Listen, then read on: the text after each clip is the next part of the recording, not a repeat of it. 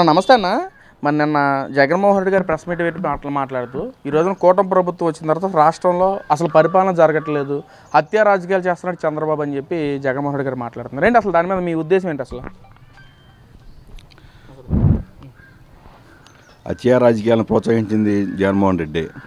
మరి వాళ్ళ నాన్నగారు సావుని కూడా ఉపయోగించిన అధికారంలోకి వచ్చి ఆ తర్వాత బాబాయిని గొడ్డలు పెడుతూ బాబాయిని చంపి అది రక్తం మరిలో ఉన్నా సరే అది గుండుపోటుగా చిత్రీకరించాడండి. ఎంత దారుణం చూడండి. అధికార మదంతో సొంత బాబాయిని చంపి మరి దాన్ని గుండుపోటుగా చిత్రీకరించాడు. తర్వాత సుధాకర్ గారు ఒక మాస్క్ అడిగితే మన సుధాకర్ గారిని రోడ్డు మీద పిచ్చి ఎక్కిందని చెప్పి అతను దారుణంగా చంపించాడు.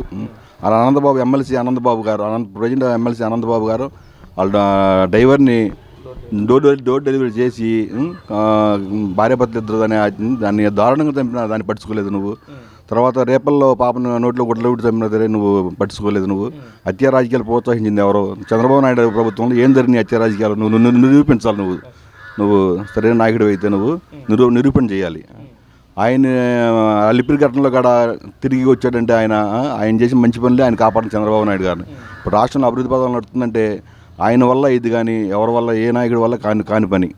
చంద్రబాబు నాయుడు చేసే పథకాల గురించి కానీ ఇప్పుడు అన్న క్యాంటీన్ పెడుతున్నాడు. ఎంతమంది నిరుపేదలకు ఎంత ఉపయోగపడుతున్నాడు అన్న క్యాంటీన్ ద్వారా కానీ, మహిళలకు ఉచిత బస్సు, మరి పెన్షన్ పెంచడమే కానీ, అన్నదాత సుఖీభవ, అది నిరుద్యోగ వృత్తి, ఎన్ని కార్యక్రమాలు చేస్తున్నాడంటే ఆయన ఏ స్వార్థం లేని నాయకుడు చంద్రబాబు నాయుడు గారు, కూటమి ప్రభుత్వం. అంటే ఒక పక్కన జగన్మోహన్ రెడ్డి గారు మరో విషయాన్ని మాట్లాడుతూ కూటమి ప్రభుత్వం వచ్చిన తర్వాత చెప్పిన హామీలు మొత్తం వెన్నుపోటు పొడిచి కక్ష సాధింపుగా చేస్తున్నాడు. కానీ మేము మాట ఇచ్చిన ప్రకారం ఎంత దూరం నిలబడి చేసే నాయకుడు నేను బోతారు నాట్ చేయమని చెప్పి కూడా జగన్మోహన్ రెడ్డి గారు మాట్లాడుతున్నారు. అన్న ఏంటి అది? చంద్రబాబు నాయుడు గారు లోకేష్ గారు నేను 24 గంటల్లో 20 గంటలు మనకు 20 గంటలు పనిచేస్తున్నాను మన రాష్ట్ర భవిష్యత్తు కోసం, మన పిల్లల భవిష్యత్తు కోసం, అమరావతి రాజధాని కోసం. అలాంటి అభివృద్ధి చేసే వాళ్ళని కూడా ఈ రంగా అంటున్నాడంటే అది ప్రజలు నమ్మరు. అతను వచ్చిన 11 సీట్లు కూడా ఈసారి ఒక్క సీట్ కూడా గెలిచే అవకాశం లేదు ఎక్కడ. ప్రజలు తీవ్ర వ్యతిరేకత చేసిన కూటమి ప్రభుత్వం పట్ల ఈసారి ప్రజలు జగన్మోహన్ రెడ్డి ఉంటే మనకు బాగుంటుంది, డెవలప్మెంట్ చేస్తాడు, పథకాలు టైం పెట్టడం ఇస్తారని చెప్పి ప్రజలందరూ కోరుకుంటున్నారంట కదన్నా. అది అంత బ్రహ్మ చెప్పుకోవడం తప్పితే ఏమీ లేదు ప్రజల్లో. ప్రజలు కూటమి ప్రభుత్వాన్ని ఆదరిస్తున్నారు. ఆ 11 సీట్లు కూడా రావు ఈసారి. ఈ రంగా మాట్లాడితే ప్రజల్లో వ్యతిరేకత తెచ్చుకోవడం తప్పితే ఏమీ లేదు. అభివృద్ధి చేసే నాయకుడిని ముందుకు ప్రోత్సహించకపోతే మన రాష్ట్ర భవిష్యత్తు, పిల్లల భవిష్యత్తు గురించి ఆలోచన చేసి ఏ ఒక్కరైనా సరే చంద్రబాబు నాయుడు గారిని కానీ, పవన్ కళ్యాణ్ కానీ, మోడీ గారిని వదులుకోరు అసలు. ఎందుకంటే రాష్ట్రానికి భావి తరాలకే భవిష్యత్తు తరాల కోసం ఆలోచన చేసే నాయకుడు. ఇప్పుడు మన అభివృద్ధిని హైదరాబాద్ ఎట్లా అభివృద్ధి చేశాడు ఆయన, మన రాష్ట్రాన్ని 100 రెట్లు అభివృద్ధి చేసే ప్రణాళికతో ముందుకెళ్తాడు మన కూటమి ప్రభుత్వం. ఆ కూటమి ప్రభుత్వం ఎవరు కాదనరు. ఏదో వైఎస్ఆర్ పని పాట లేకుండా ఊరిని కామెంట్ చేయడం తప్పితే ఈ ప్రజల్లో మాత్రం మంచి అభిప్రాయం ఉంది కూటమి ప్రభుత్వం మీద.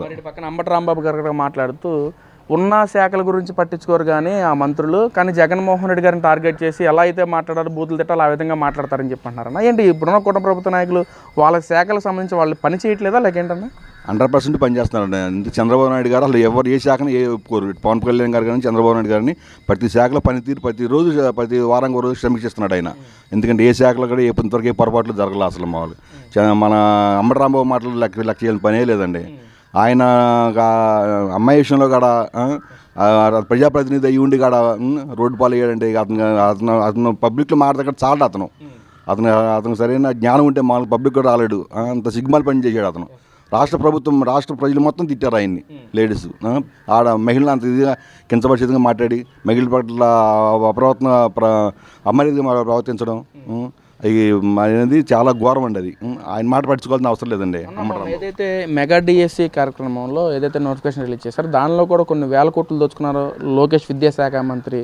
మెగా డిఎస్సి విద్యార్థులను, చదువుకునే విద్యార్థులను కూడా దోచుకోవడం ఎంతవరకు కరెక్ట్ అని చెప్పి వైసీపీ నాయకులు మాట్లాడతాం. నిజంగా లోకేష్ గారు డిఎస్సి నోటిఫికేషన్లో వాళ్ళ డబ్బులు దోచుకున్నారు. ఒక్కో సీటు కూడా 15 లక్షల చొప్పున అమ్ముకున్నారని చెప్పి అంటున్నారండి. అది ఎంతవరకు వాస్తవం అంటారు? అంత నిరాదరణ అన్నది. అది అలా 5 సంవత్సరాల్లో ఒక డిఎస్సి పోస్ట్ ఇచ్చాడండి జగన్మోహన్ రెడ్డి. అలా ఈయన అభివృద్ధి చేస్తుంటే ముందుకెళ్ళనీయకోకుండా అసలు దానికి ఆధారం లేని నిరాధారణ చేస్తున్నారు. ఆధారాలు లేవు వాళ్ళకి, ముందు వాళ్ళకి మాట్లాడడానికి ఆధారాలు లేవండి. వాళ్ళకి ఏదైతే అది మాట ప్రజలు నమ్మేస్తారు అనుకున్నారు కానీ ప్రజలు ఎట్టి పరిస్థితులు నమ్మరండి. ఇది ఇటు పక్కన ఇంత డెవలప్మెంట్ జరుగుతుంది, ఎందుకన్నా వైసీపీ నాయకులు అమరావతి పేరు కానీ ఇటు మొత్తం ఓవరాల్గా అసలు రాష్ట్రంలో పరిపాలన లేదు, ఇక్కడ మొత్తం రాక్షస పాలన నడుస్తుందని చెప్పి ఎంతవరకు ఇలా మాట్లాడటం ఎంతవరకు కరెక్ట్ అంటారన్నా? ఇప్పుడు అన్నప్పుడు వేల కోట్లు అభివృద్ధి జరుగుతుంది అక్కడ అమరావతిలో మామూలుగా పనులు జరుగుతున్నాయి. ఇప్పుడు ఒక్కరోజు అవగా నాది లాంగ్ ప్రాసెస్, ఇది జీవితకాలం ఉండేది మామూలుగా 100 సంవత్సరాలు ఉండాలి ప్రాజెక్ట్ కాబట్టి ప్రాసెస్ జరుగుతుంది అక్కడ. దాన్ని కూడా వాళ్ళు వేల కోట్లు తెచ్చి కేంద్రంగా సపోర్ట్తో మనం అమరావతి నిర్మించుకుంటే ఈ రంగాలు దారుణంగా మాట్లాడడం చాలా దారుణం అన్న.